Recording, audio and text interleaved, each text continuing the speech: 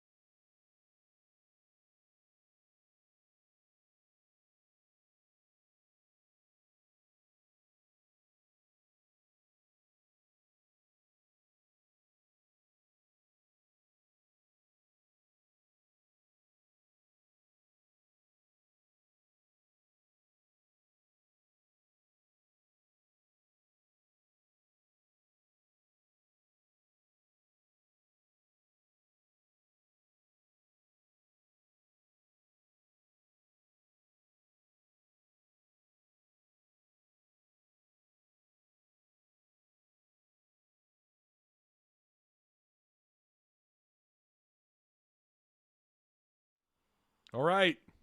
It is upon us. Oh my goodness, this is more exciting than last week. It's Texas Hate Friday. We've gotten through the week. Now it's Texas Hate Friday, baby. 3, 2, 1. Yo, what's going on, Arkansas Razorback fans, SEC fans everywhere? Welcome to the one and only Pig Trail Network YouTube channel. Welcome. If you're new here, do me a favor. You got to do a German suplex on that like button. You got to let that like button know who's boss. Stone cold stun it. Give it the diamond cutter, the tombstone, whatever, for you WCW WWE fans. I know some of you. I'm not like a diehard. I know I bring up all this wrestling stuff. I'm not like a diehard. I just watched during the Attitude Era or the era of Attitude, whatever, you know. It was fun. You knew it was fake. I knew it was fake, but I enjoyed it. It was man drama, you know. Days of Our Lives for men and, you know, teenagers. NWO. It didn't get any better than the NWO, man. You love to hate them. Hollywood Hulk Hogan turned heel. What? Hulk Hogan turned heel? What? That was crazy. That blew my mind when I was like 12 or 13. Oh, we forgot to do something here. I don't know if it'll show up that well. Hang on just a second. Come on. You can do it. You're not going to do it now, are you? Oh, there we go. You see that little bit of red light that just turned on? That just blew your mind, didn't it? Look at that. Maybe if I had my lighting set up better. I'm so excited for this show. I'm excited for tomorrow. Arkansas, Texas, kicking off 6 p.m. It's going to be exciting. Give me a second here. Let's just change this lighting. Oh, no, don't go that way. There we go. It's not much better, but it's a little bit better. All right, I hope you guys have had a fantastic week. These shows have been amazing. These live shows have been great. I do appreciate you guys. Remember, subscribe.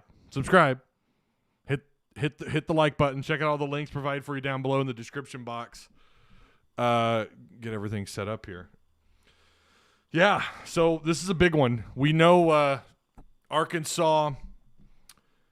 Right now, I think the point spread's still at 7 points for Texas to win this thing by 7. Let's get chat going here. Let's read the chat here really quick before I get going. What it do, boo-boo, says Big Man Ross. Zachary Turnip Seed? Zachary Turnip Speed. Woo Pig gonna be a fist fight to the end. I think you're probably right. Kelly Marie, we've made it, she says. Here are the whiskers. The whiskers on the microphone. We've made it into the hills. Welcome to Fayetteville, Kelly Marie. We shall see if the service holds out. Well, I hope that it does. Adam Ray, how's it going? Josh Weaver, Ty Hudson, a.k.a. the one dude I watch on my lunch break. Joking. What's up, Ty? What's going on, man? I hope I'm not a waste of your lunch break. Damn, I actually got a notey. Someone got a notification. Oh my goodness. Look, you'll notice as the show goes on, more people trickle in. I think those notifications, they just go out. They just don't go out on time, or they don't go out at all. And you guys probably see the links on Twitter and Facebook. And I think that's a lot of where, according to YouTube analytics, that's where a lot of people are coming from is actually Facebook. So I know notifications are not working the way they're supposed to. I mean, I could see it. I do thank you guys. Remember to retweet too on Twitter if you see that. I just retweeted it on the PTN Twitter. Retweet, share, send the video, copy and paste the link, send it to your boys or to the ladies who are Hog fans. The Hogettes, always a shout out to the Hogettes. Kelly Marie's still a Hogette, last I checked. We've had a couple of them in here. I don't know why more of them don't come in here. I mean, this is their kind of jam, right? Shout out to the Hogettes, though, seriously. 39-27 Hogs, says Kelly Marie. Okay. All right. A little bit of a interesting point spread there. I dig it, though, Kelly. 31 hours till kickoff. Oh, just can't you feel it? I know I can. It's fantastic. Is that red light on that hog helmet blowing your mind yet? I just want to know. What I'm going to do is I'm going to buy so many of those red lights you can get at Walmart. I'm just going to put them all over that shelf, all around that helmet, and it's just going to glow. That's all you're going to see behind me is like this red glow, like just back here beaming to the back of my head. I can't repeat some of this stuff, but I'm loving it. Go Hogs, says John Baker. I see a few people that I haven't seen in here in a while, or I haven't seen in here before. Alex Henderson, what's up, man? 31-24. I got the notey too, says Adam Ray. Good. It looks like notifications are finally working the way they're supposed to. King Mello, the Hogs win this game. Been a Hog fan my whole life, and never will I bet against. Just can't do it. Just can't do it, says King Mello. I can dig it. Mike and Mary Hoggard, Hudson Card's first outing in a sold-out hostile stadium. The crowd can make a difference in this game. Fans need to make that Richter scale bump like an Eminem tune. Oh, all right, a little Marshall Mathers.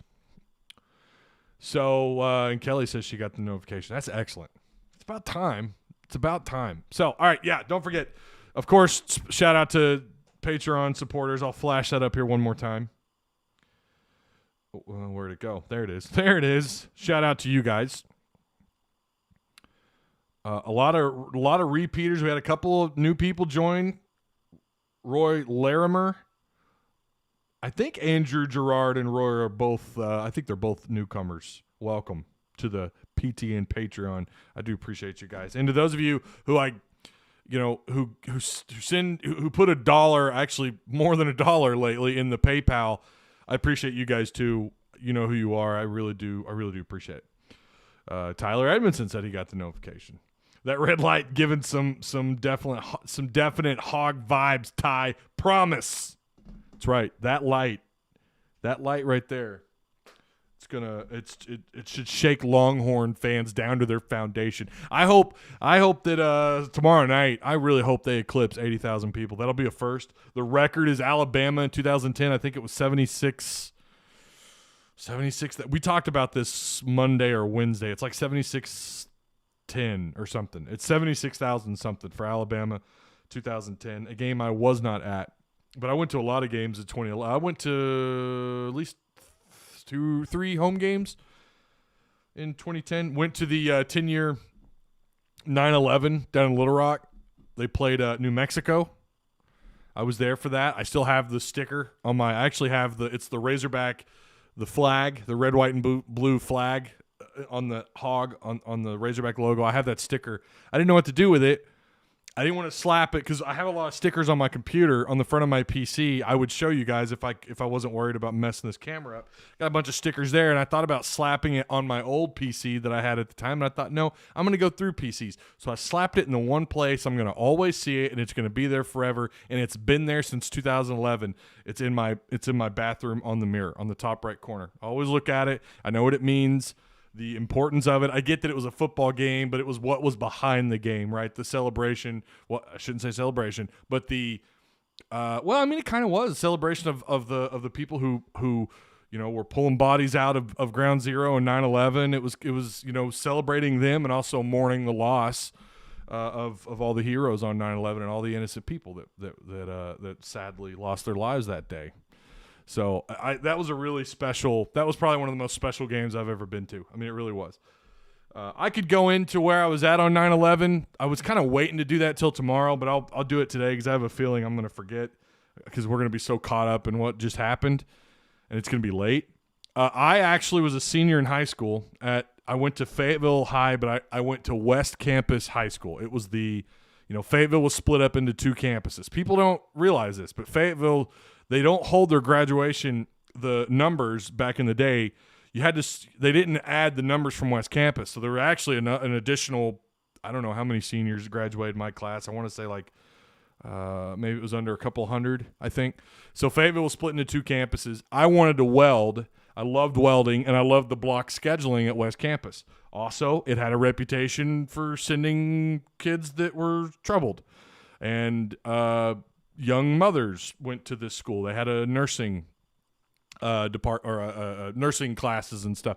But I loved welding, and I was pretty good at it. I got really good. MIG, TIG, oxyacetylene, you name it. For any of you construction guys out there, I got pretty good at it. I learned how to TIG, welding, aluminum. I loved it. My senior year, 9/11, I didn't skip much. I didn't miss school much. In fact, my senior year, I think I only missed 2 days of school. That was one of the days that I missed. I woke up that morning, and I wanted to, I was 18. I was old enough where I could get more hours at work. I worked at Taco Bell on 6th Street, did it for a while, the infamous 6th Street Taco Bell. I've told you guys I could make a whole show about some of my experiences working the Friday and Saturday night, the drive-through window, the stuff that I saw. It's not meant for 17, 18-year-old eyes, and I saw it. But I skipped school that day to go to work. And I remember waking up that morning and the towers were on fire, and I thought just some pilot fell asleep, in the cockpit and ran into the first tower. And by the time it was lunch break, back then you didn't have cell phones. People didn't have they had cell phones, but they didn't have these. They didn't have these. And yes, that is the LA Rams, my background. It used to be the Cardinals, it's been the Celtics, right now it's the Rams. NFL starts, baby. How about that game last night, Dallas and Tampa? That was crazy. But, I saw people on their phones, those big fat Nokia phones, and they're like, what? What's going on? And I'm sitting here serving people their lunches, calling out their names or whatever, their order numbers, and people are all on their phones. I'd never seen so many people in our lobby at noon crammed with people almost waiting out the door, and they're all on their flip fat phones. You got to remember, this was 2001, man. I mean, cell phones were just to where the everyday person could afford them, and they were still expensive. I had a big fat singular Nokia phone.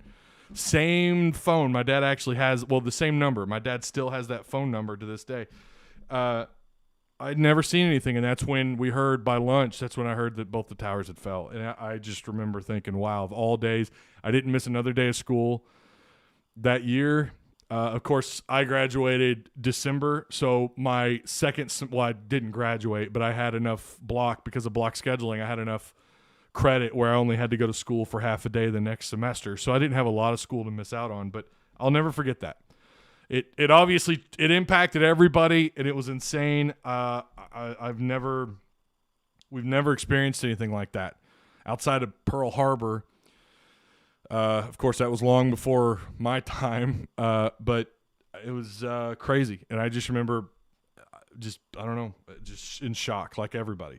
So that was my 9/11. I was working at the Taco Bell, which is now MLK, but when you guys are down on 71, on Highway 62 in Fayetteville, and you see that Taco Bell on your right as you're making your way down to Razorback Road, that Taco Bell, which, by the way, the one that I worked in burned down. Now it's a new modern Taco Bell. But just know that's where your boy Ty, he used to flip them tacos down there. Okay, that's my story. I know everyone's kind of, talking about where they were at and what they were doing on 9/11. I'll never forget that. And not only did you have 9/11, but across the street there used to be a Hardee's. All right? There used to be a Blockbuster. There was I forgot the name of the ice cream joint right there, right where the Little Caesars used to be in front of Ramey Junior High.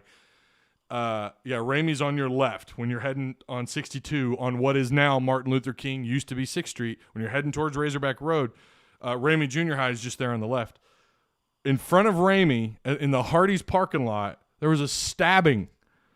Someone pulled a knife out and stabbed a kid. And guess who it was? It was all those West Campus kids that were out for lunch. And one of those kids got stabbed by another student. It was 2 girls, if I remember right. It was crazy. What a day. Yeah, I'll never forget that day. All right. I was 4, so I don't remember. I also worked at Taco Bell my senior year of high school. Dude, I did it from 1999, and I left in 2003. I was there way too long. Way too long. I was underway on board the USS John C. Stennis. Wow, John, that's crazy. So you know all too well about the ramifications and what happened after that. All right. Yeah, I hope you guys who are new here in the chat remember to share the content, and yeah, subscribe for those of you that are new. In all honesty, do you think we have a chance to win this game? Let's get into that. First, we need to update. We need to get into what kind of happened this week really quick. So Dorian Gerald out with a broken leg. There was Trey Williams, defensive end for Arkansas, the Mizzou transfer. He was seen hobbling around in practice. He didn't practice anymore after the injury. As far as I looked around again, I think I talked about this on Wednesday. I've asked around. I don't know how he's doing. I think he's good to go. Did we talk about this on Wednesday, or was that on Mark Rogers' show? I can't remember. But we don't know his status. I think he's good. I think if he were out, we would know by now. We have also the high school recruits that are on campus for this game is insane. This is the craziest list of players I have ever seen. And that just tells you the importance of this game. The staff knows it. These high school recruits, these prospects know it. You've got some committed Arkansas players that are going to be there.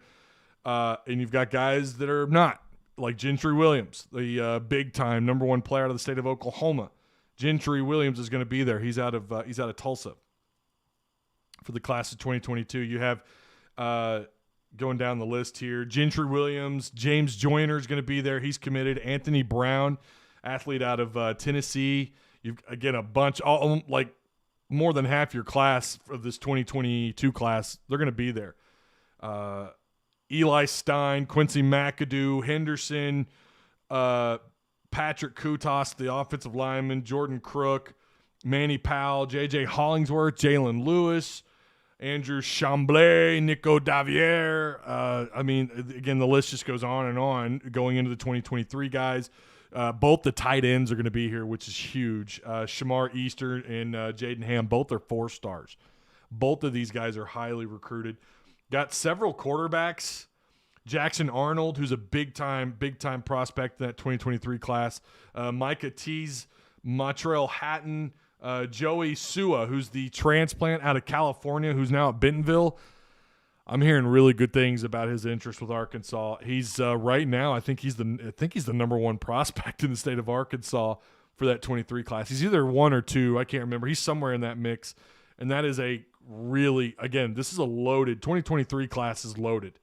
CJ Turner, I'm talking about just who, in the state of Arkansas, they're looking really good, but also with the prospects that they have on campus and who they've targeted. And so far the scholarship distribution there looks, it's pretty good. But that's every year. It's about hauling them in and signing them. You're going to have some 2024 guys there. Another quarterback, Walker White. Ryan Wingo. That last name ought to ring a bell.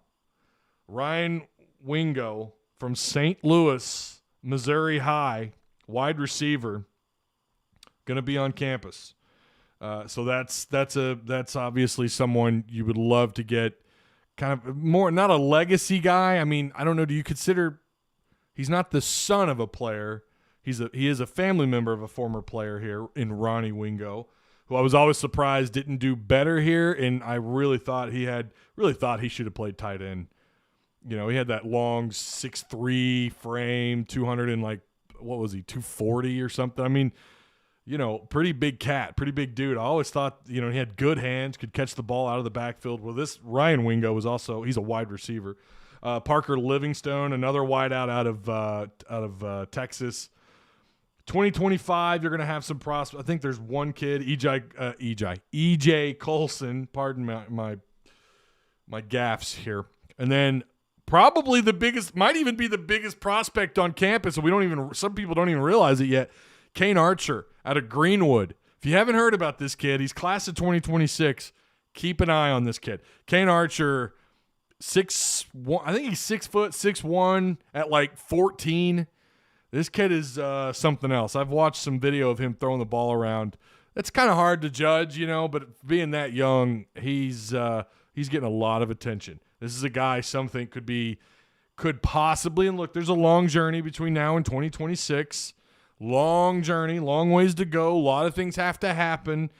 But if things go the way they're supposed to, this could be the number one, as it stands now, the number one quarterback in that 2026 class. I think, in fact, some people already have him touted as the one of the top prospects in that class. So he will be at the game for a visit. What's up, Captain Mike? How you doing, man?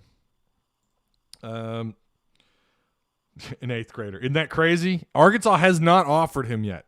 He does have offers from Missouri and Michigan. I think Missouri was the first to offer. People are already comparing this kid to Ryan Mallett. And if you don't remember Ryan Mallett through high school, I don't think he was catching this kind of attention as an 8th grader, but they knew pretty much, as I understand it, 9th grade going into 10th, they understood this kid has an arm. He's special. This kid is special. And so you're seeing that with him. I remember Mitch Mustaine. I went and watched him, especially his junior and senior year. I went and watched him play, and you could tell, okay, this kid, he looks pretty good he looks good in this offense. Of course, that didn't that didn't translate to college, and it doesn't always happen. We've talked about Darius Winston, the highest rated. I'm pretty sure he's still the highest rated defensive prospect the state of Arkansas has ever put out.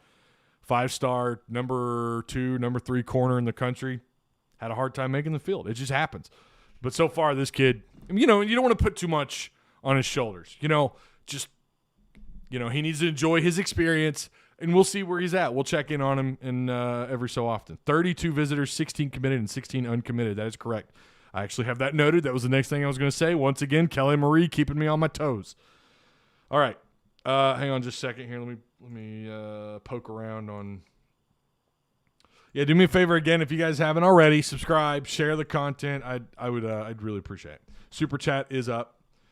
And of course, as always, a special shout out to Direct Service Overhead. They do garage door repairs or replacements in Fayetteville, Northwest Arkansas, and in Little Rock. So if you guys need some work done with your garage doors, that's the company to get a hold of. Their link is provided for you down below in the description box.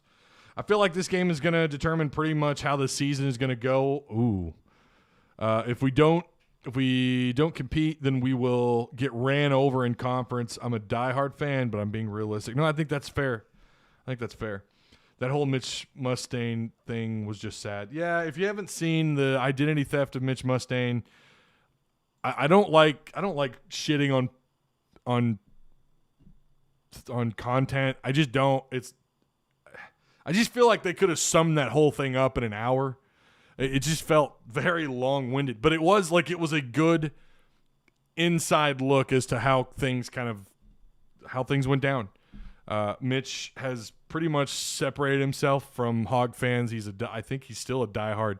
Last I heard, he's living in Arizona, shooting guns and kind of living the dream, I guess. And he's a pretty big USC fan. I'm sure Hog fans turned him off. He caught a lot of heat here, especially after he transferred. But that's a classic example of putting entirely too much on a kid's shoulders. That's a classic example. But his game it didn't translate into college. It just didn't. Kind of makes you wonder how much of it was Gus in that system in high school at that time and Mitch's talent. Mitch had raw talent. I won't deny that. Mitch had raw talent. He really did. I just think that I don't know, he couldn't catch up to the college game. I don't know. So, moving on to this Texas game. Perfect. We're right at the where I want to be here. Good stuff. We're moving along. It's hard to do an hour with an uninterrupted hour, and I'm doing the best I can trying to pace this bad boy out. So we know with Rice. Now, if you haven't caught it yet, I did a video with Mark Rogers. That is up and available. If you don't already follow or subscribe to his channel, you should. Does really good content. Talks a little bit about the SEC. Typically when he talks the Hogs, he has me on. Sometimes he doesn't. But I always enjoy going on Mark's show. He does a good job, and it's usually a pretty solid conversation. I think he asked the right questions, and I really enjoy going on his show. I kind of said it there. There were some things in that first half against Rice that if that carries over, instead of what happened in the second half, it's going to be a long season. And remember, like I said when I made my prediction, it's all funsies, but you don't really know what you don't know. And this is a classic example of that. We don't really know what to make of how good is Texas really. All we have to go off of is their victory over a non-P5 school. Non-P5 schools, I think, are 75, 90% of the time overrated going into the next season. Once they have one really good year, all of a sudden it's like, well, we have to do the right thing and put them in the top 25 because they belong there. But really, if you were to give them last year, give them Arkansas' schedule, how many games do they win? They were pretty good. I won't doubt how good they were a year ago. Same thing with Rice. Rice gets all this credit for beating a ranked opponent, but let's give them, even just their 5 games, let's give them half of what Arkansas had to deal with. How many games do they win? So and Mark brought that up, and he's exactly right. Arkansas probably goes undefeated with Louisiana, with their outside of maybe Texas, and I forgot who their other non-con games are, but they probably go undefeated in that conference. I know the recent history up until Pittman would suggest otherwise, but under Pittman, Odom, kind of Kendall Briles, I'm still a little skeptical of what's going on with the offense. But with the quality of coaches, with the surface talent level they have, with the improved depth they have, I think they go undefeated in Conference USA, Sun Belt. I don't care what the hell conference is Liberty playing. Give them Liberty schedule. So that's why I'm always skeptical of these non-P5 teams that go undefeated. Like, are they really top 25? So I don't really know how good the Raging Cajuns are. If it's to be believed, and I'm not saying they're not, if it's to be believed that they are that good, then what Texas did to them, yeah, they're going to do really well against the Big 12 and probably even against Arkansas. Maybe not. Arkansas, and it's the same thing to be said of Rice. Is Rice, how good or bad is Rice? What do they do, assuming COVID doesn't strike and all that, assuming they don't get hit with injuries and play, which could happen. But if they go on and they win, they finish 10-2 on the season, and you did what you did to them in the second half, that's a pretty good look, right? And then but we don't know. That's the thing, and that's why I said earlier this year, this is the Texas-Arkansas game. Because of who they play week 1, and because you're playing them so early in the season, which is typical for these kind of games, for the non-conference games against 2 Power 5 opponents, it's pretty typical you're going to play them early. But it makes it so damn hard to pick. It's hard. Remember, I gave this a coin flip. At the beginning of the year, I gave it a coin flip leaning towards Arkansas. And I said then I think it's going to be a tough, hard-fought, whoever has the ball in the last couple of drives kind of game. And I still feel that way today. So when you try to scroll down here, I mean, I have my all the kids that are on campus. I'm having to scroll down for like a mile. Okay. What they did against Louisiana was pretty impressive. I watched that game. I didn't get a chance. I watched a little bit of the first half and a little bit of the second half. So I didn't watch the game from start to beginning live, but they've got a pretty confident quarterback. Hudson Card is he's a redshirt freshman. He's young. He's about to walk into an incredibly hostile environment, the most hostile environment he's ever played in. I don't care where he played high school ball. I don't care where he played, what state he played in. This is legit. This is what 2 former Alabama quarterbacks claimed was the toughest environment they ever played in their entire careers. They both happened in Fayetteville. That's what he's about to walk into. So he played pretty good football last week. I mean, honestly, he looked pretty sound. They, outside of, I think it was 8 penalties, they played pretty good football on both sides of the ball. Now, I'm going to say this. Louisiana, I don't know if they just didn't tackle all offseason. Go back and watch even their highlights when Texas has these, the yards after catch. Louisiana could not wrap Texas up. Now, how much of that was Texas? How much of that was just Louisiana Lafayette not tackling? I mean, they're breaking all kinds of tackles. Texas is. They're whoever has the ball in their hands. Louisiana looked completely like they wanted none of the smoke from these ball carriers at Texas. And you could see it.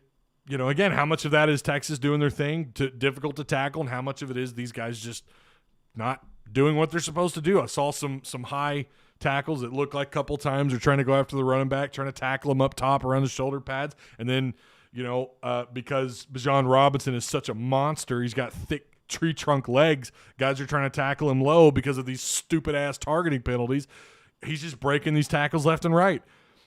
He's just as likely to run through you as he is to run around you. He's going to be something. Number 5, keep an eye on him. Keep an eye on their special teams. They're damn good on special teams, but keep an eye on number 5 on offense. They're going to have to figure out how to contain him. He is a Swiss Army knife in that offense. He can also catch the ball out of the backfield really well. There's not a ton of movement, but they will. Hudson Card at one point actually called an audible on the field. And if you watch, he kind of looks over the sideline, and they, Sarkisian gives them the signal, and they scored on that next play. Hudson Card for a redshirt freshman. I mean, they're excited about him, and obviously Bijan, number 5. They're excited about the future of what's going on at that position for 2021, and for good reason. But again, Louisiana looked like they couldn't tackle the Ramey Junior High football team. They looked terrible. That won't happen.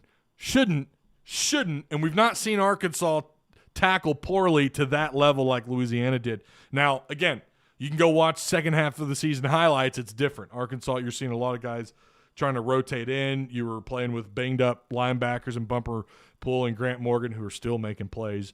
Although I've always said Bumper Pool struggles actually bringing someone down in the backfield. I don't know how many times you see him beat the guy in front of him to be in position to make the play in the backfield, and then he misses the tackle. But it's like at the line of scrimmage and beyond, he's a tackling machine, but at times he just, I don't know. I don't know if he takes his eyes off the ball carrier. I don't know. I have seen him do that. Not to say, I mean, he had a tackle for loss last week. Not to say that he does it all the time, but I have seen him. He has a slight tendency to miss tackles in the backfield. But for the most part, when these guys are healthy, and they're healthy, outside of Dorian Gerald, we still don't really know what's going on with Trey Williams. You know, you're gaining a guy back on the defensive line, someone we're all pretty excited about. I see them at the pretty much almost the healthiest that they're probably is the healthiest they're going to be all year. I don't see them missing tackles like that. So they're going to have to contain number 5, and they're going to have to apply pressure on Hudson Card. You can't let that guy get comfortable. He is precise. He's pretty freaking accurate. For a redshirt freshman, he doesn't look like a redshirt freshman. To me, he looks like you're watching a third or fourth year guy start on the field. Again, is the environment going to be too big for him? We don't know. Let me check chat here really quick. But John Robinson is legit. Listen, their fans, if you listen to them, that's their Darren McFadden. That is their Darren McFadden. I'm not saying that's the case. I don't know that he's going to drop a 4.3 240 at 6'1", 6'2", 200 and what was he at the combine? 225. I don't see him. I don't know if he does that. I don't know if he has that skill set. Darren McFadden is for Arkansas, he's a once in every 30-year kind of player. Very special. I don't know if he's that caliber, but that's what Texas fans will have you believe, and maybe they're not wrong. I don't know.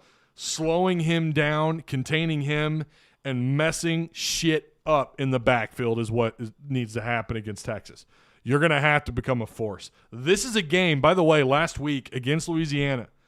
This poor tackling Louisiana team sacked Hudson Card 3 times and pressured him, I think, 3 other times. Their offensive line pass blocking, not the strongest. At best, I would say they're average. I've talked a lot about this guy that's lecturing me in my comment section about how great this defensive line is. Okay, here's an opportunity. This is not the best offensive line. It's not the worst offensive line you're going to play. Don't get me wrong. They've got returning 4 starters. These guys were 4 stars, highly rated out of high school, blah, blah, blah, et cetera, et cetera.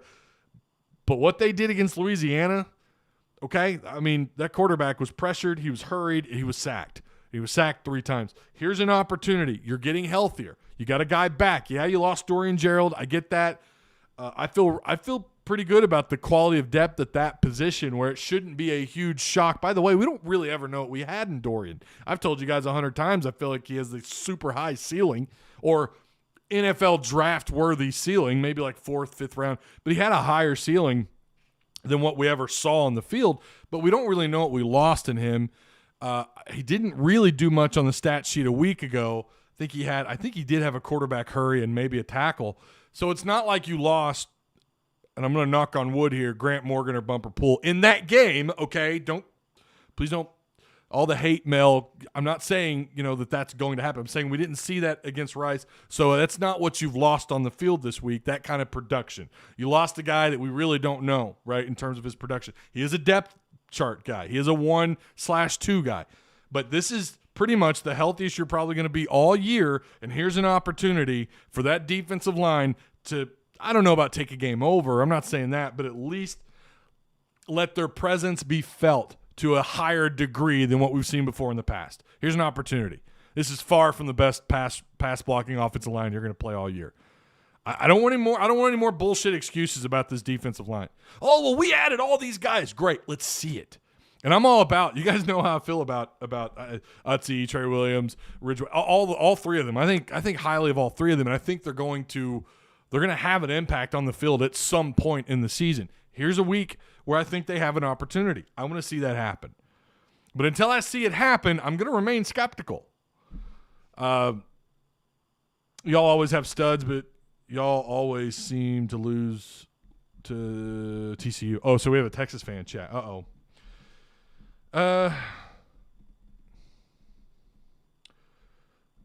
PK played 3 defensive linemen. Didn't do any stunts or any blitzes.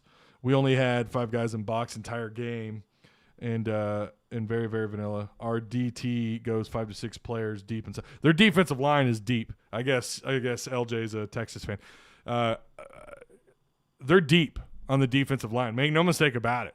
Their front 7 probably going to be one of the, I don't know. I mean, right now, looking at it at first glance, one of the top 3 front 7s you're going to play all year.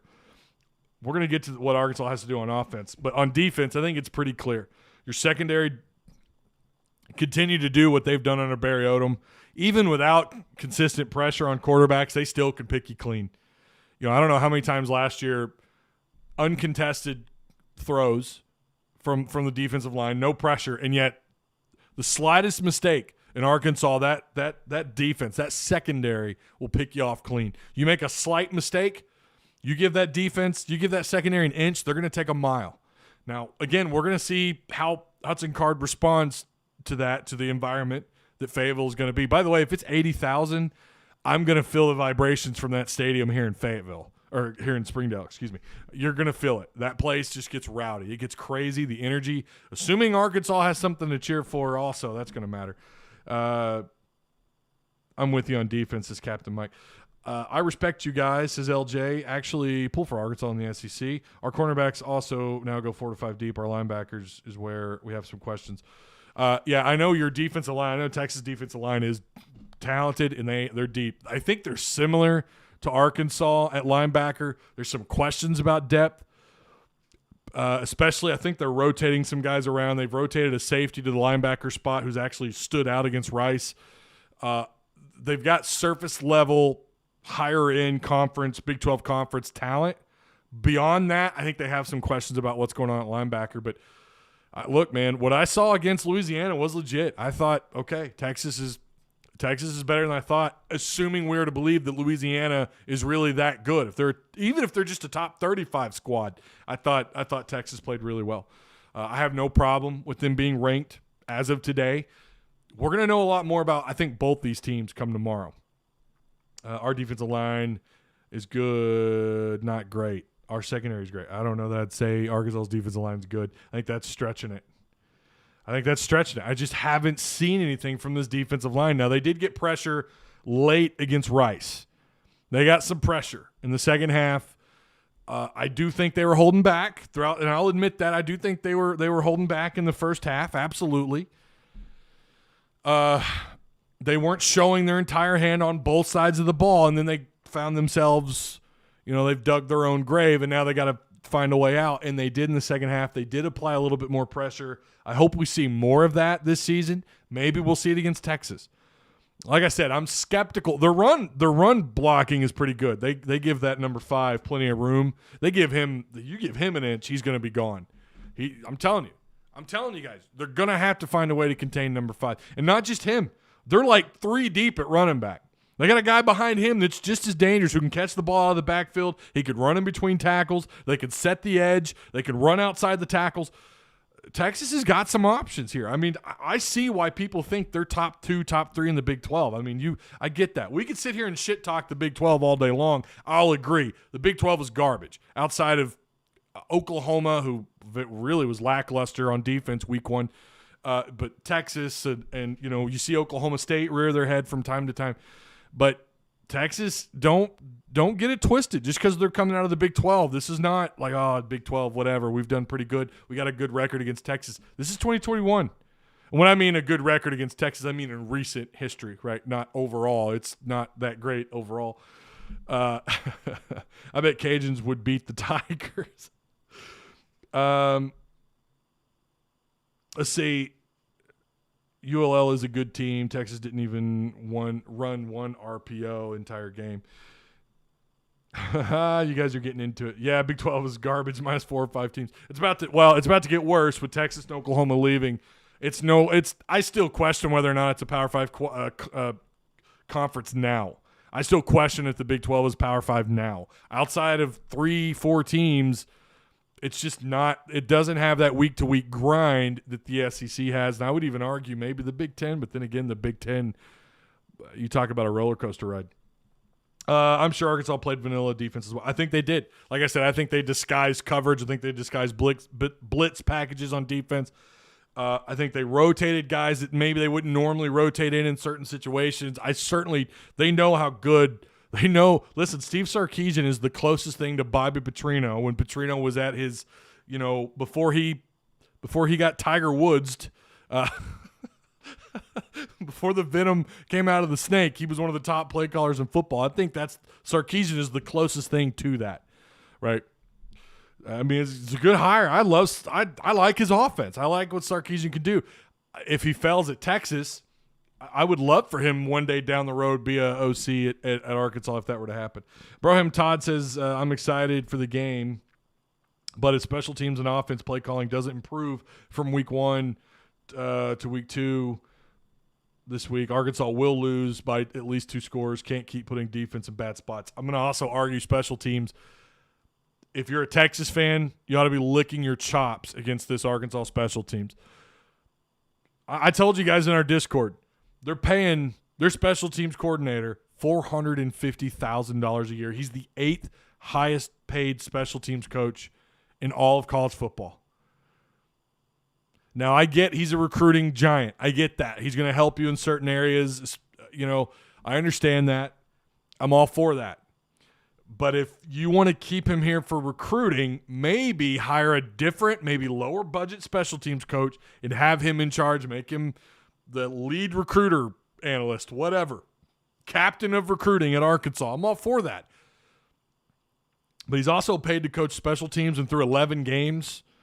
Now I'll give him credit; they were kicking the ball out of the back of the opponent's end zone, or out of the back of the end zone.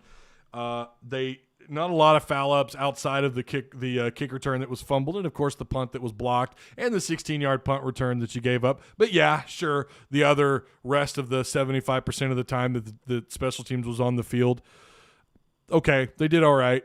I'm having this argument with a friend of mine right now who's really wanting to die on that hill, I guess, about defending what's going on with Arkansas on special teams. It's been atrocious. If I'm Texas, I'm licking my chops at the mistakes. Last year it was penalties, not getting set up right. Burning timeouts on 4th down, all that was happening on special teams. The continued kickoffs out of bounds, not being able to kick the ball out of the back of the end zone, those were problems last year. This year, maybe they're better on kickoff, but now you need punt coverage.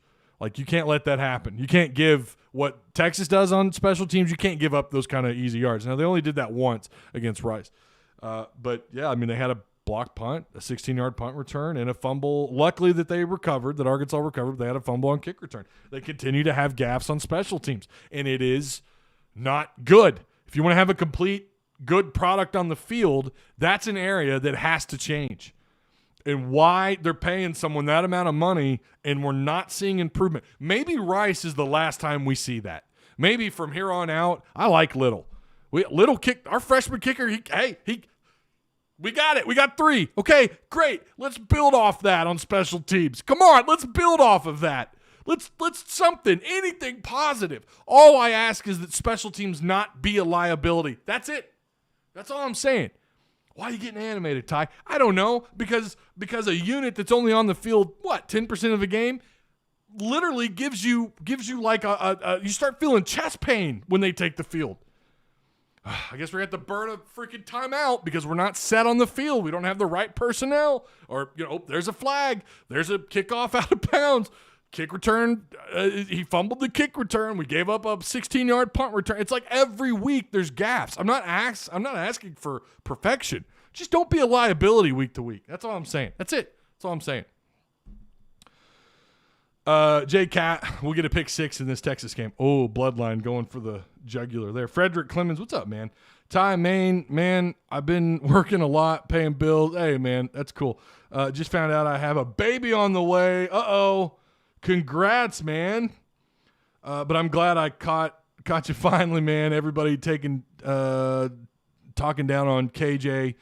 But that shouldn't motivate him. And I agree. I kind of hope that he has seen some of the negative Maybe it'll pump him up, and I think he just didn't have a lot of touch last weekend. I don't think he had a lot of touch, but in the second half, I mean, you saw what kind of problem he could be. He could absolutely run the ball. I mean, he could be a problem, and I think we're going to talk about the offense here in just a second. But congrats, man. Frederick Clemens, everybody. Say congrats to the guy. He's got a kiddo on the way. That's exciting, man. I got my 2 kids, and that's it for me. I can't do any more. I can't do it. Too many gray hairs. I'm pretty sure I've got an ulcer that's forming. I'm not trying to scare you off, Frederick. I promise. I love my kids to death. Being a dad is like the best thing ever. Being a dad and being a husband, I love it. But I can't do a 3rd kid. But congrats, man. Congrats to you. That's awesome, Frederick. I'm happy for you, man. Do you think Hornsby will get some playing time? All right, so we're getting a lot of 36 still having kids. I'm 38. If I have any more kids, man, I'm going to lose hair. All right? I've got a lot of hair, and I gripe to my wife how I should start wearing a beanie on my live shows like I used to back in the day because I hate my hair. But I'm going to lose hair that I complain about if I have any more kids. I'm done with it. 4th kid. Oh my God. I'm coming, Elizabeth. Oh, shit. Man, I can't. 4 kids. A friend of mine has 4 kids. A buddy of mine has 4 kids. He's got twins. And oh my gosh, I don't know how they do it. Congrats, though, man. 4 kids. Wow. So let's switch over to Arkansas on offense. What do we got? Oh, we've got like 9 minutes. So we're going to have to concentrate on the offense here for a little bit. Arkansas managed to put up 31 points in the second half against Rice. Do you guys know that is the most points they've put up in the second half in nearly 20 years? It's been since 2003. KJ could take off and run. We need to see more of that. I think he had, 8, 9 carries against Rice, somewhere in there. I think they should and they will. He's going to be in the double-digit era in terms of the amount of carries. We're going to see him. I told Mark on the Mark Rogers show, I said 13 times. I really think that's where they should be against Texas, where they'll probably end up being. Now, he might get shut down. They're going to stack the box. They're going to come for him. They might even slow him down. We're going to start to question why the hell do we keep running him. And then that's when you have to open things up. They're stacking the box. Safety's playing down. They've got everyone up front. They'll come after you, right? They're going to try and they'll probably spy him. They might put a spy on him. They're going to do everything they can to limit what he can do with his feet. This is where the pass game has to open up. And I'm not talking about these little 8-yard. Now, I know Kern had a catch for like 15 yards last week. But we saw this last year. You can't settle for these little 4 or 5 yard check down throws to the tight end. Or, maybe we see this is a game where Treylon Burks absolutely has to take over. He's got all this hype around his name. Last week, I don't feel like he was ready. I don't think he was game ready. He was limited. We still saw him. He still made a good play because he's Treylon Burks, freak of nature. Right? He is a freak of nature. He's going to be the best athlete on the field when he's on the field. There's a reason why Mel Kiper has him in the top 12, I think. Others think he's somewhere in the top 10, top 15. There's a reason for that. He's typically going to be the best athlete on the field when he's out there. I expect he's going to have a heavy dose this week. You're going to have to find a way. If the quarterback, look, I don't feel like KJ's going to be able to rip off these huge runs against Texas. But I do think they still need to try. He needs to be around 10, 11, 12 carries. Open things up. They're going to stack this is football 101. You guys know this. Anyone who's ever, I don't care if you played Madden or NCAA football, when the defense stacks the ball, stacks the line of scrimmage and they're playing up close, corners are playing down tight tight man coverage because they're looking, they want to do what they got to do out out on their islands. All they got to do is get some man coverage. Maybe you'll play a safety or roaming safety over the top to help double team against Burks. We've seen him beat the double teams. We know KJ's got the arm. His deep ball placement last year was really freaking good. I sometimes if you only watch Treylon Burks run a route and catch the ball, you didn't know who threw the ball, if it was Franks or KJ. Now, last week, he didn't have that touch. Maybe that's why they didn't throw deep. Maybe that's why we didn't see hardly any vert routes, any verticals. Why they didn't open things up, I believe that to be the case. We didn't see Malik Hornsby again. They definitely held back on offense. There's no doubt about that. I don't care what Sam Pittman says when he's talking about, we're going 3 and out, 3 and out, 3 and out. Why would we want to open things up?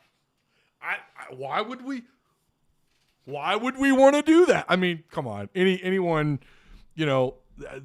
come on. No one's buying that. I hope no one's buying that. They were holding back.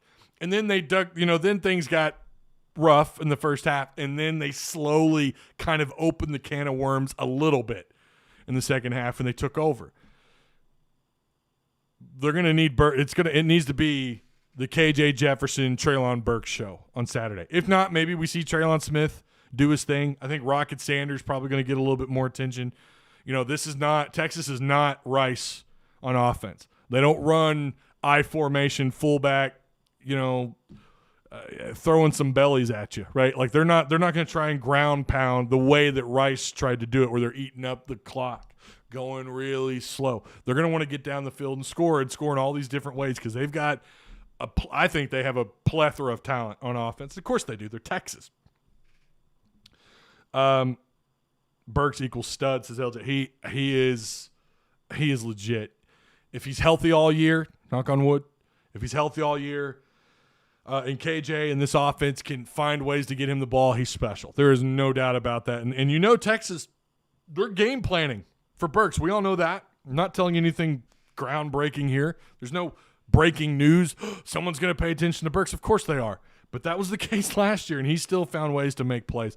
And I thought most of the season or a good chunk of the season, Kendall Briles did a good job of trying to get him in the game when no one else would really step up. Rakeem Boyd was kind of nowhere to be found, and we were slowly figuring out, oh, wait, Traylon should be running back one. I'll admit, I really thought, we were going to get 2019 Rakeem Boyd, and instead the opposite. So – but they found a way to get Burks involved. Maybe that's what we see. Maybe it's someone else we're not even talking about.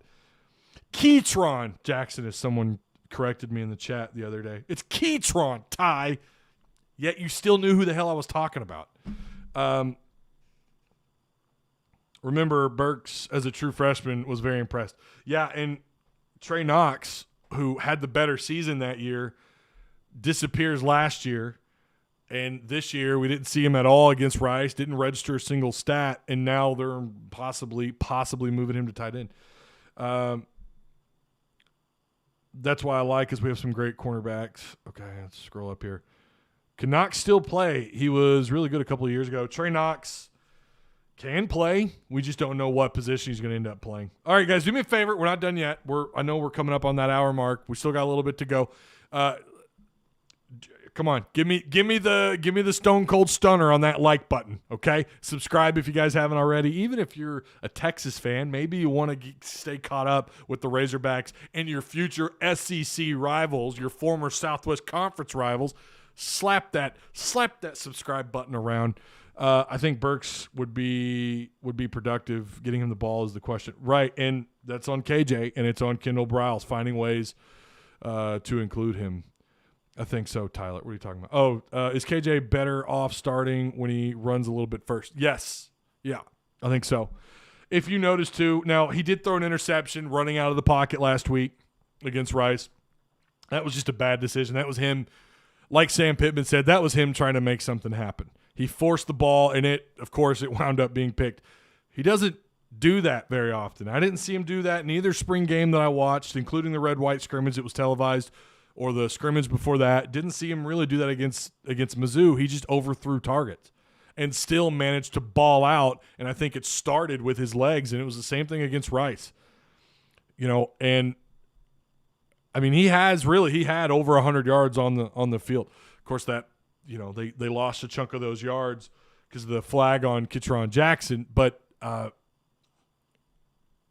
he is that caliber of quarterback. And I think if he gets things going with his feet, he can be a problem. If you let him take off and run, they're going to have to contain his ability to run, because then what happens is everything opens up for this offense, and you're going to see a lot of Texas players all of a sudden injured. Stop the clock, stop the momentum. You see it every week. I hope Sarkisian is better than that. I hope we don't see that. But my God, that is football these days now. Oh, well, you're trying to go high tempo, no huddle like everybody. Well, we're going to find a way to stop the clock without burning timeouts. We're now on the ground. Oh, no, I need water. Stop the clock. Hopefully we don't see that. If we don't get me wrong, you got to take injuries serious. I get that, but hopefully Sarkisian plays above that. Hopefully Arkansas plays above that. Guys do get hurt. I get it. You watch last season, you watch that Rice game. Come on now. We know what that was all about, and hopefully we don't see that against Texas. If both these offenses get going, this could be, I don't know, high 30s, low 40s kind of game, maybe higher. I do have more faith in Texas's ability to get pressure to KJ than our defense's ability to get pressure on Texas's quarterback. But it could become a shootout, or it could be a low-scoring affair. It is Odom after all. You remember Leach coming in. I know Leach has kind of turned out to maybe he's a turd at Mississippi State. I don't really know, but you saw all the hype and what they did the week before against LSU, and Arkansas and Odom completely shut them down. I'm not saying that happens this week, but Arkansas was at their healthiest against Mississippi State. They were really healthy against Ole Miss for the most part, and you saw what happened against two offenses that still had some success last year, definitely Ole Miss. So they are capable of handcuffing offenses. But the issue is they're about to play some really talented players at Texas, and it's going to be really hard to contain what they do. I enjoyed it. Even you two, Hook 'em, Ty, you've been very fair in the analysis. I appreciate that, LJ. LSU was a bad team last year. LSU was a bad team last year, but Arkansas had they had Jonathan Marshall. So I know you're probably talking about Mississippi State and LSU, and I agree. I agree, but at the same time, they still ended up, they did what they wanted against LSU. And you go back throughout the rest of that season, they had some games where their offense was pretty damn potent, Mississippi State's was. And Arkansas managed to completely shut them down. Other teams did as well. I get that, but I think what Arkansas did to prepare for LSU is really just dropping everybody back and rushing three. But I thought it was great. They game planned really well for Mississippi State. They game planned really well for Ole Miss. They game planned really well for Georgia in the first half. They game planned really well for Tennessee. They game planned better in the second half against Auburn. So what I'm saying is Arkansas has it in them. The point that I'm trying to make, Taylor, is that Arkansas has it in them to slow down what offenses do well. Does that happen? I don't know. I really like what Texas does on offense already, what I saw against Louisiana. I really like number 5 on their offense. If you could figure out a way, contain him. I don't know that you stop him. Try to find a way to contain him and get pressure on that quarterback. Consistent pressure. I'm not talking about, oh, my God, we sacked the quarterback twice. I'm talking about consistent every series. You're causing that guy, some serious, second guessing of himself. Like you're causing him to fear what's about to happen. I want to see that. And this is an opportunity. Again, Texas is pass blocking. Talk to most Texas fans. They'll tell you, yeah, we're a little skeptical of what we do as far as pass blocking. All right? Let's see what Arkansas, if they can take advantage of that. Maybe. I don't have a whole lot of confidence in it. They'll have to choose between dropping Texas from the rankings or respecting us. Only options if we win, says Kelly. If we can hold Texas under 30, I believe we win. Ty, do you think that quarterbacks who truck guys like KJ and Cam can ever develop the pinpoint accuracy? I ask a version of this a lot, but it seems relevant a lot. That is weird. Cam at times was lethal with his arm. His ball placement, getting it downfield and giving his receivers the best chance to make a play on the ball is something I think KJ has in him. That's a tough question to answer because I'm sure there's a quarterback out there who has done that. You look at the NFL, you've got several options. You've got several guys that can run out of the pocket and still throw with pinpoint accuracy. I think KJ is capable. We haven't seen him do that. Now, someone asked me about Malik Hornsby earlier, and I want to answer that really quick.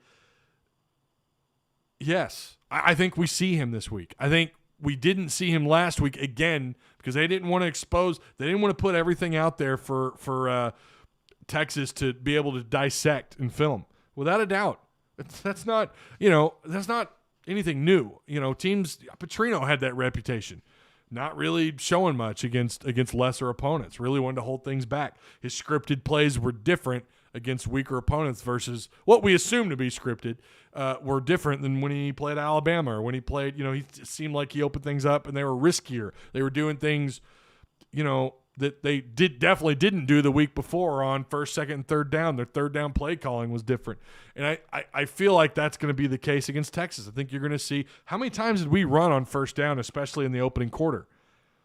I mean, and they did that last year a lot too. I was very not happy with that. They called a lot of first down runs. But I feel like that's not the direction they want to go on offense on first down. And we saw that in the scrimmage. We heard them kind of talk about that, mixing things up sooner when you're out there on offense, trying things, being a little bit more riskier and having that kind of, simply because now you have a dual threat quarterback who you could truly run the RPO with, see some different kind of calls on first down. And what did we see? We saw run. How many times in a row do they just give it to Traylon, the same gap that's completely clogged? How many times did we see that? So I think for that reason, talking about, will we see Malik against Texas and talking about Rice and what they did and didn't do, we didn't see Malik for a reason. You're going to see him against Texas. Now, if you don't, I mean, all sorts of different variables there in that equation. Like, why didn't we see him? Maybe it's because it was a close game and they were just really digging KJ's playing ability or what he was doing on the field. Maybe they just don't have faith in Malik Hornsby. I don't know, but I feel like we see him. So I want your predictions. You guys know it's Friday. I want your predictions. I'm about to give you mine here in just a second. Tell me what you guys think. I know some of you have already, but post them again because I probably missed them. Woo Pig from Jonesboro. What's up, Lee? How you doing, man? Yeah, but NFL quarterbacks don't truck guys. Well, Cam did. Cam absolutely did. I mean, but he didn't have the I mean, you see now what happened with him in the NFL, where he's at. Has he been picked up? I haven't even looked. But he could truck guys. But I mean, I don't know. I mean, that's a really tough question to answer. He's capable of putting the ball where a receiver can make a play on the ball, and that's what matters. Don't get me wrong, touch and pinpoint accuracy, all that stuff matters. But ball placement, meaning where that receiver, someone like Treylon Burks, I swear to God, you could throw it 10 feet above his head. He's going to go up and make the play. Putting the ball where only his receiver can make a play on it, that's what matters. Ball placement. Pinpoint accuracy is a part of that. I mean, I get it, but I think it's tough to say if a big physical quarterback like KJ, why isn't he accurate? Why don't they have the combination of the two? I just can't answer that. I don't know. You'd have to ask KJ himself, or you'd have to ask Kendall Briles. I really don't know. 31-20 says Ross. Mike and Mary Hoger, 28-13 Hogs. Whoa! Crowd will cause Hudson Card to fold. Huma says, I pray I am wrong, but I think we score 38 and lose by a last-second field goal. Would you guys be happy with that? It'd be hard to be mad at that, If you lost close, it'd be a heartbreaker. But then it's like, yeah, but last year in this game, you probably lose by a couple of scores maybe. Year before that, you lose by like 5 scores. Maybe that is the improvement where you're in these games and you lose close to a top 15 Texas Longhorn team. Nope, Cam hasn't been picked up and don't think he will. His arm is toast. Yeah, and that's the other thing. Those guys, I'm really surprised he's lasted this long in the NFL. Beat A&M, LSU, Bama, Georgia, and then the Hogs get respect. Well, that's for sure. I agree with that. 28-21. I like that score, Bloodline. I think that's reasonable. I have a hard time seeing Arkansas hold them to just 21, but like I said a minute ago, Barry Odom, don't ever, like this guy in his defense, you are going to be without Bumper Pool for the first half, but you're going to have Hayden Henry, Grant Morgan, Andrew Parker. 38-35 Texas, but great game, says Anthony White. Okay. Heartbreakers only make me angry when targeting call is involved. I feel you on that. All right, my pick for this game. We are way over where I want to be. I could draw out scenarios, like, oh, well, kind of like what I did with Rice. I thought against Rice, Arkansas was going to get this big lead. Maybe rusty in the first quarter, but they get it figured out in the second quarter, going at half with like a 24-7 kind of lead, then build on that. We see Malik Hornsby coming in the second half and all that. Didn't happen. In fact, the first half was atrocious. It was so bad, it had me thinking, I don't know if I don't know what we do the rest of the year. And then the second half, it was crazy. You talk about it was an overreaction to that first half. I get it. It still poured into the postgame show a little bit. I was still not super thrilled about what I saw in that first half. But then you go back to how damn well they played in the second half. I think that bleeds over into this game. I think it does. I truly believe, and I said this on Mark Rogers' show, assuming the first half was just shaking off a pound of rust, and what we saw in the second half against a Rice team that we've been told over and over is really great on defense, a really sound team, the way they handled Rice in the second half, if that carries over against Texas, you're now opening up the offense. We're now running those vert routes. We're now throwing on first down. We're now actually trying to run KJ more on design run plays or off just the RPOs. It's going to be a long day for that Texas defense, especially if KJ gets things figured out on through the air and he's able to do what he wants on the ground like he did against Rice. He is a threat on the ground. I've told people that all offseason. I had people, well, he's no Malik Hornsby. He's not as fast as Malik, I agree. But he is capable of running by, running through, running over defenders. He could flat out truck people, and he's got a little oomph behind him when he's running. I'm not claiming he's Matt Jones, but he could definitely get down the field and eat up 8, 10, 12 yards pretty quick or more. We saw that. You're not going to see Rice or Texas have blown coverage. You're not going to see them give up. You're not going to see Texas give up easy plays very often. Very often. Now, again, you go back to Texas, Louisiana. They weren't tackling well. There's blown coverage. There's one play where the dump off throw to the sidelines, running back runs down the field and scores. Nobody anywhere near him. That was just the defense didn't flip the field. They just missed a call. I don't think Arkansas does that. I think Arkansas, this is going to be hopefully the most sound they've played on both sides of the ball because of how things progressed in the second half against Rice. It could be a slow start. It could be a quick start, and then they fade out. I really don't know. This is, like I said, this is the hardest game for me to predict. At the beginning of the year, I had coin flip to Arkansas. What I will say is I'm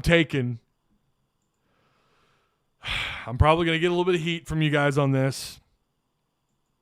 Horns down, baby. Arkansas's winning this thing. I've got Arkansas winning. I like them. I love what they did in the second half against Rice. Special teams cost them last week. I don't think that happens this week. They get some things cleaned up. I'm taking the Hogs 34-28, baby. Let's go. You hold the Longhorns to just a few scores on the board. You let KJ take off. Open things up. I'm all about it. The Hogs get an upset in Fayetteville. 76,000 plus people screaming for the Razorbacks, storming the field. I don't give a damn. Do what you want. Celebrate. Go to Dixon. Have some beers. Be here for the postgame show tomorrow. Woo, pig, suey, go Hogs. Let's go. Horns down, baby. Horns down.